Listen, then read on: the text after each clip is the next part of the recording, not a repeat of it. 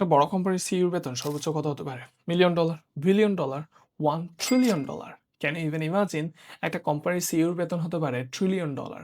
Yes, 12 zeros after 1। Recently Tesla মোটরসের CEO Elon মাস্ককে প্রায় $1 ট্রিলিয়ন স্যালারি দেওয়ার প্রস্তাব উঠেছিল এবং আশ্চর্যজনকভাবে প্রায় 75% শেয়ার হোল্ডার ওই প্রস্তাবে রাজি হয়েছে এবং তারা ইলন মাস্ককে $1 ট্রিলিয়ন স্যালারি দিতে যাচ্ছে।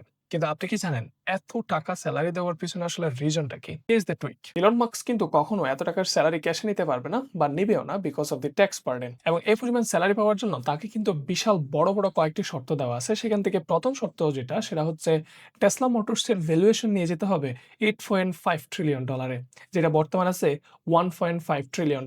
So it's a huge change. এবং এটা ছাড়াও তাকে কিন্তু কিছু অপারেশনাল কন্ডিশন বা শর্ত মানতে হবে।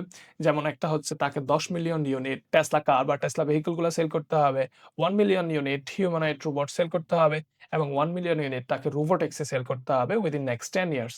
এবং এই শর্তগুলো যদি সে ফিল আপ করতে পারে তখনই কিন্তু তাকে $1 ট্রিলিয়ন স্যালারি হিসেবে প্রদান করা হবে, যেটা স্টক অপশন বা স্টকের মাধ্যমে প্রোভাইড করা হবে। But still people are arguing that এটা অনেক বেশি হয়ে যাচ্ছে স্যালারি এবং এখন দেখা যাবে টেসলা মোটরসের যারা এমপ্লয়ি আছে they will be forced to make Elon Musk the only member of the 4 comma club. আপনার কি মনে হয় টেসলা মোটরসের স্টক হোল্ডারদের এরকম একটা ডিসিশন আসলে সঠিক ছিল নাকি রং?